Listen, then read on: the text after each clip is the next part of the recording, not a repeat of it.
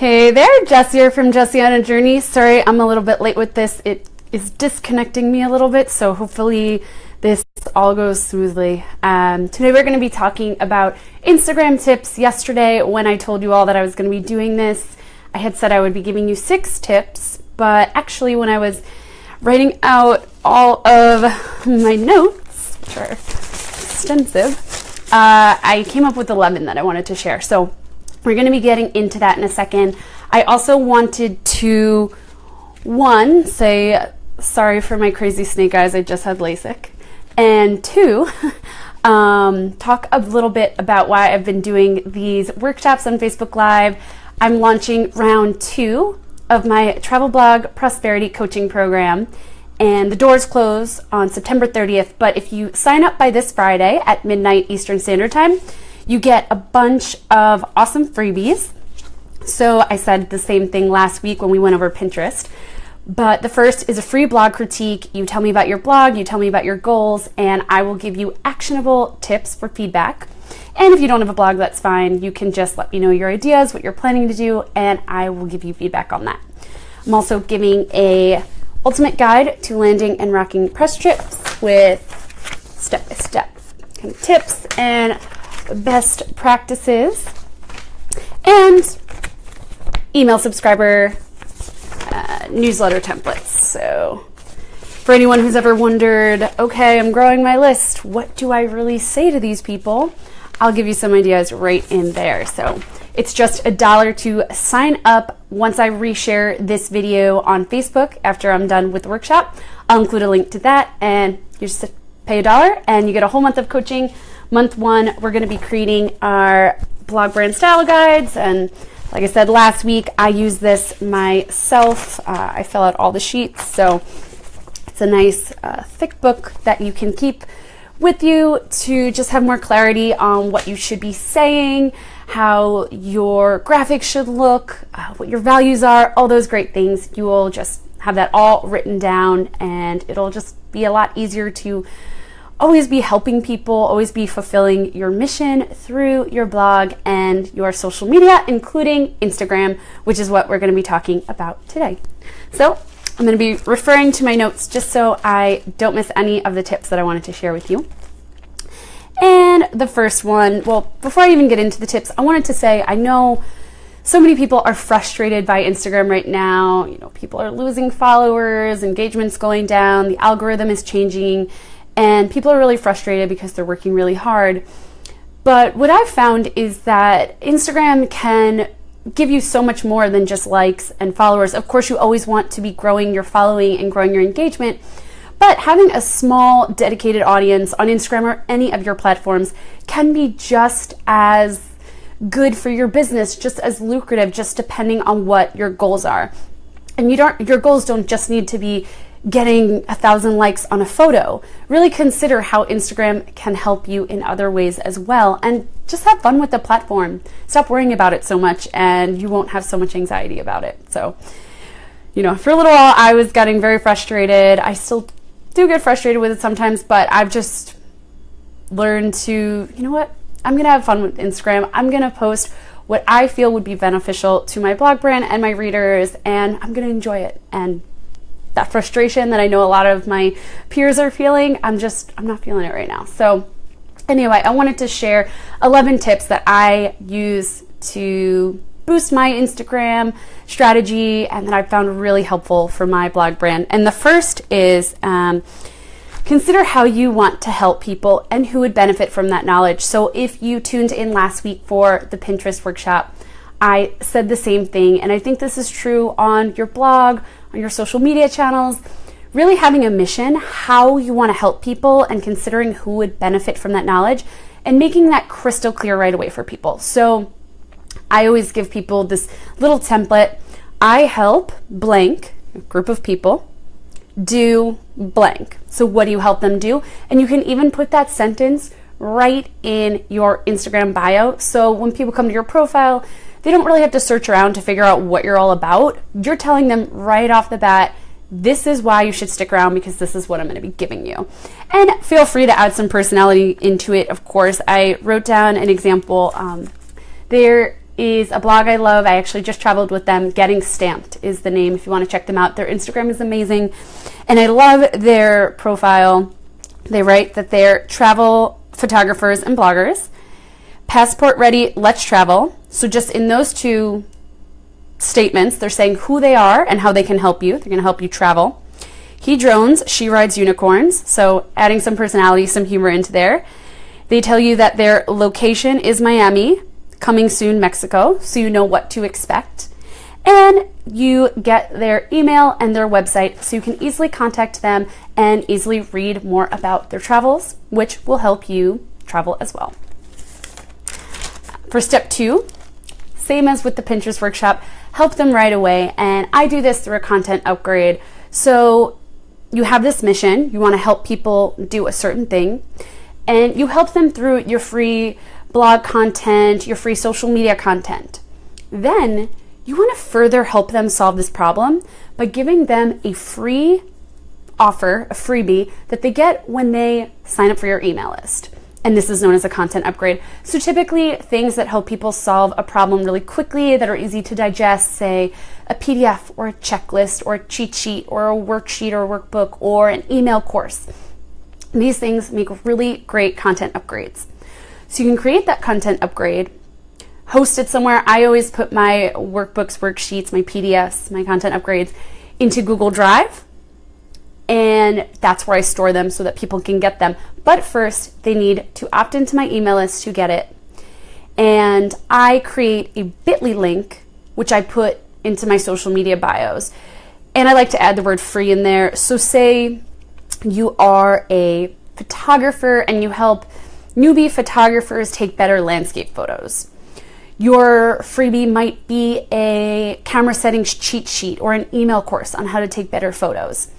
So then your bit.ly link might be bit.ly/pics help or free pics sheet, whatever you want it to be. Putting the word free in there just reminds people that you're helping them for free, and creating the bit.ly link, which you do at bit.ly, allows you to customize the link and also track it. So you can even create different links for your Pinterest profile, for your blog, for your Instagram, and see where people are clicking most to kind of get some more data. This does a few things, by the way. It allows you to further help your audience and your followers so that you build trust with them, you grow your authority in your niche, and it also allows you to grow your list at the same time. So again, Instagram isn't just about getting likes on photos. You can use it in this way to grow your email list. And I say, the flow, like I was saying, you help people with your free content, you further help them with your content upgrade, and then from there you can create a product that is relevant to your content and content upgrade. So if your content upgrade is that camera settings cheat sheet, maybe your product is a course or Lightroom presets.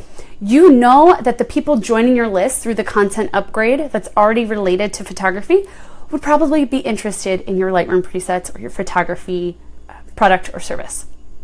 So it helps you get really targeted that way. So for my third tip, I wanted to share, have a purpose. So one thing I do notice on Instagram is that people just post, and a lot of times it does feel quite vain. And that's not to say you can't post pictures of yourself. Sometimes a selfie might make sense, or a picture of you in a nice outfit, depending on what your brand is. But having a purpose is really essential, and making sure that your purpose has to do with your readers, how you are going to benefit them. So if your purpose is to help newbie solo female travelers, really have that intention in your mind when you're posting photos.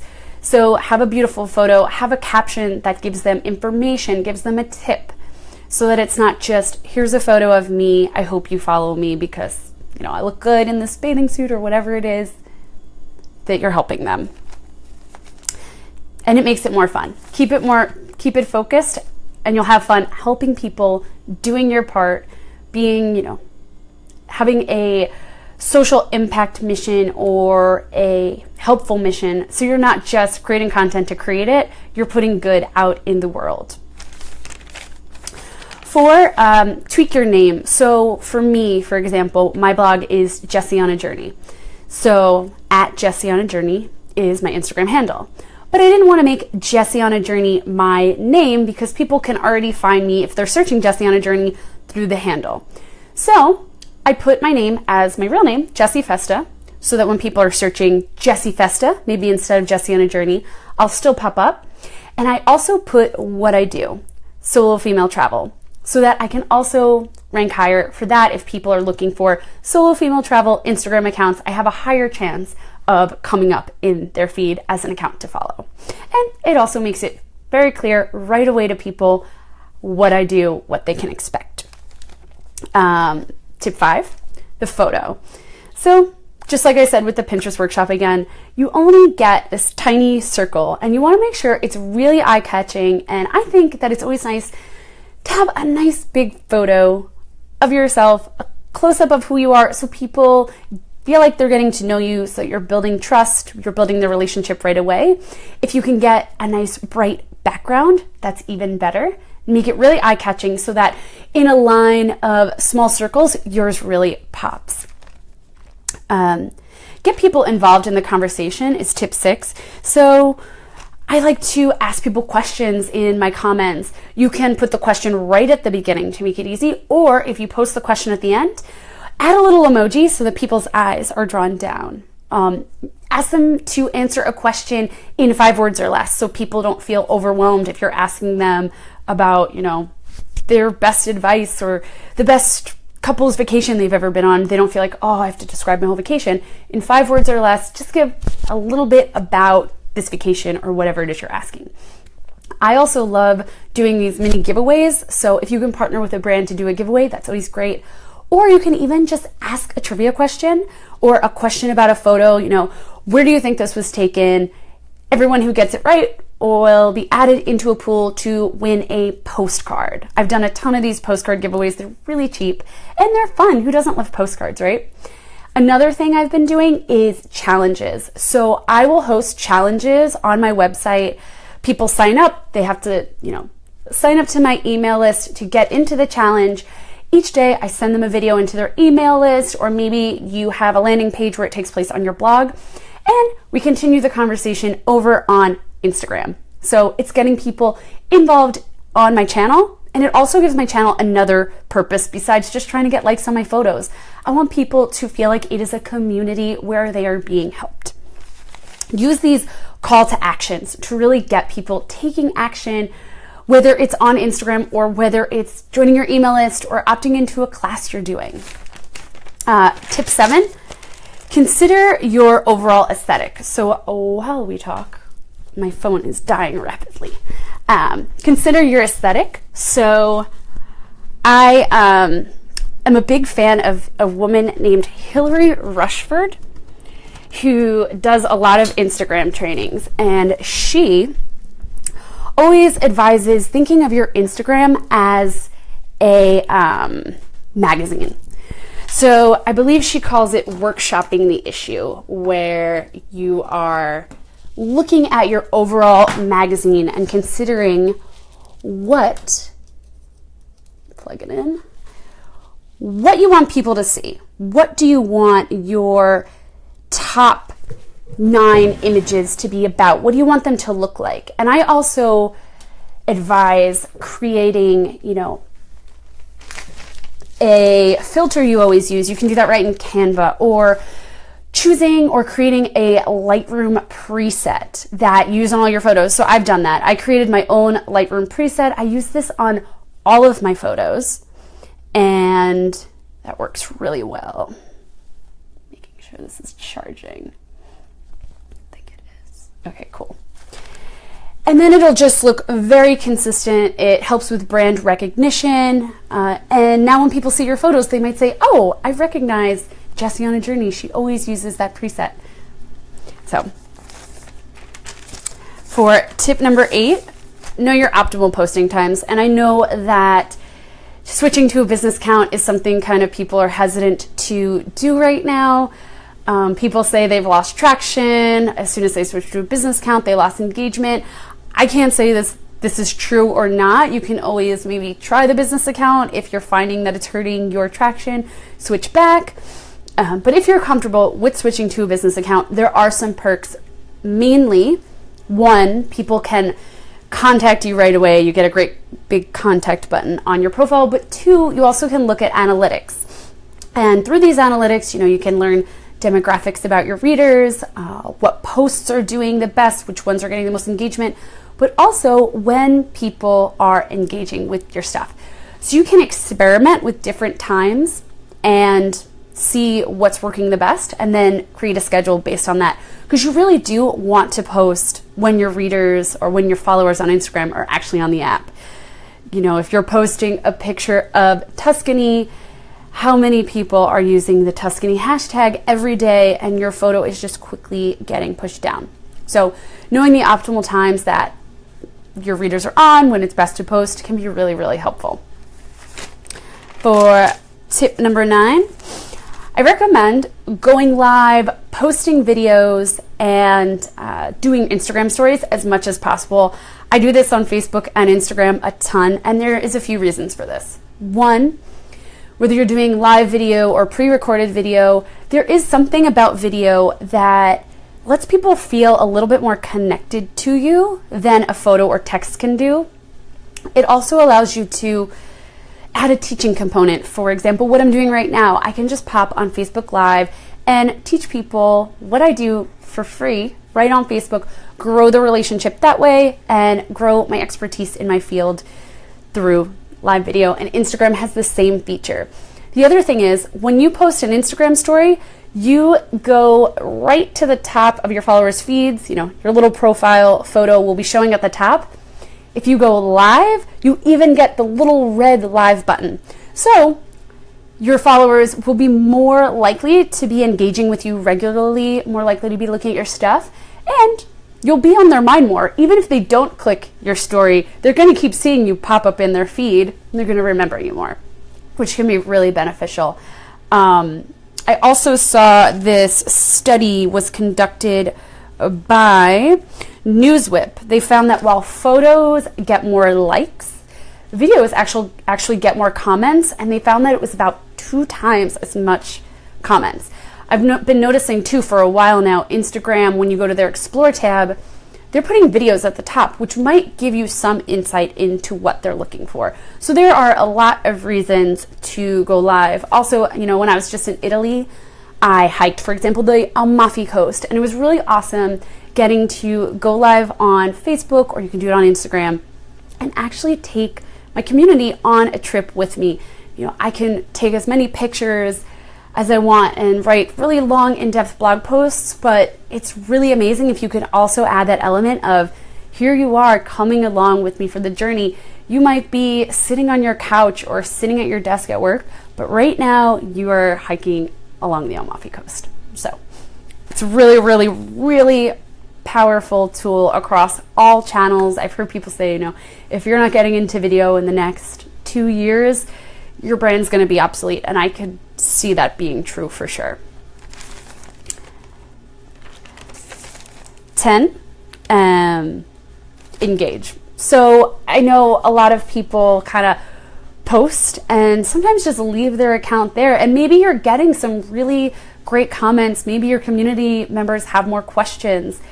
If they feel like they're not being heard, why are they gonna continue following you? So make sure you are answering comments. Even if you can't do it every day, maybe set aside an hour on Tuesdays and an hour on Thursdays to actually answer comments. And I'm not sure if Instagram counts your own comments that you make towards your total comment count, but there's a possibility that it does. Look at it as you having a more active account, so it doesn't hurt, and it could potentially boost you on Instagram.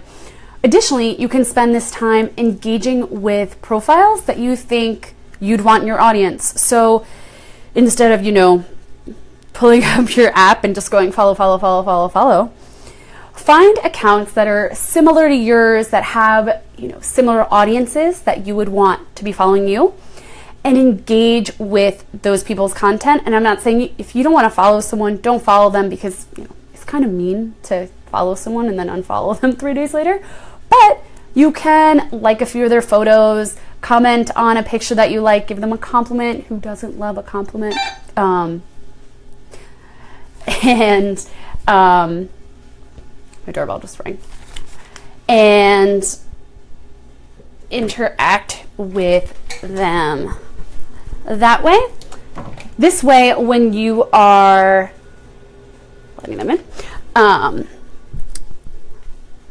this way, when you are liking and commenting on this potential audience member's feed, they're gonna see, okay, you know, Jessie on a Journey, she just liked a bunch of my photos and she left a comment. Now I want to check out what she's all about. Who is this person engaging with me? And it's a great way to get more followers, but not just any followers, followers that actually might like your content and actually would be a target audience member that would be interested in what you're doing, your content upgrade to get onto your email list and your products and services. And the last tip that I wanted to give was making use of cross promotion. And I've had so much fun working with other Instagrammers that have similar audiences to me to do content swaps. You know, you can swap actual Instagram accounts for the day, or you can swap Instagram stories. And I've actually been playing around with Instagram stories, by the way, promoting my own blog posts in an Instagram story. So I'll actually go on Canva, create the slides, being careful not to put any text too high or too low, because otherwise your profile photo and Instagram's icons will block it. But I'll pre-create the slides, throw them into the story, and then the last slide I'll make use of Instagram Stories link feature, so you know, swipe up to read the full post. And you could do this in a collaborative manner as well. So I do a lot of collaborative posts on my blog. I will, you know, have a topic, 10 budget tips for Madrid, and then I'll reach out to 10 bloggers, compile their tips into a blog post, link back to their blogs, and publish it. And hopefully I get the added benefit of them promoting the posts that they were in on their channels. I also will promote it on Instagram stories and tag them. So even if you go to my Instagram right now at Jessie on a Journey and look at my current story, it is me promoting a collaborative post that I just published on budget tips in Madrid, doing exactly that. I list 3 to 5 tips by other people, create the slides for them, tag the person who provided the tip in the slide so they can see it, they've been mentioned. And then in the last slide, ask them to swipe up. And it's great to grow your relationships with other bloggers and also get the added exposure, hopefully, of other people's audiences. So start reaching out, start collaborating with other people across all your channels. And, you know, it's a win-win. You help me, I help you, and it's a lot of fun. Make friends. I think that in general, travel blogging, through your blog, through your Instagram, through your Pinterest, is more of a collaborative field than a competitive field. You'll get so much farther working with others than you will always trying to get ahead or compare yourself to others and, you know, feel like you're not doing as well because so-and-so has 50,000 Instagram followers and you only have 20. Instead of sitting in, you know, sulking about that, think about how you might work with this person or incorporate them into something you're doing. Collaborate that way. So these are my Instagram tips. I hope you got something out of this little workshop, and I'll be reposting this on my Facebook page along with a link to a social media strategy workbook, as well as the travel blog Prosperity sign up that you can get for $1, and you can get all those freebies I mentioned, plus a whole month of coaching. So I'll be back next week with another workshop.